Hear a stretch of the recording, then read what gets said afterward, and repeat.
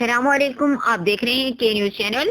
جھنگ کے مشہور آئی surgeon doctor Hanif الحنیف clinic کے مالک ارب پتی ڈاکٹر نے بزرگ کی آنکھ کا آپریشن کر کے آنکھ خراب کر دی۔ 1 لاکھ روپے خرچ کرنے کے بعد بھی بابا جی آنکھ میں شدید تکلیف کی جانب شکایت کرتے رہے تو عملے نے بدتمیزی کی اور ڈاکٹر حنیف شیخ نے کہا کہ جاؤ کہیں اور لے جاؤ، میں مریض چیک نہیں کرتا۔ ڈسٹرکٹ پریس کلب کی ٹیم کو کال کی گئی کہ یہ زیادتی ہمارے ساتھ ہو رہی ہے، اس پر آواز اٹھائی جائے، جس پر حنیف کا مکمل موقف لیا گیا اور ڈاکٹر صاحب نے میڈیا کی مداخلت پر مریض کو چیک کیا اور نرم رویہ اختیار کیا۔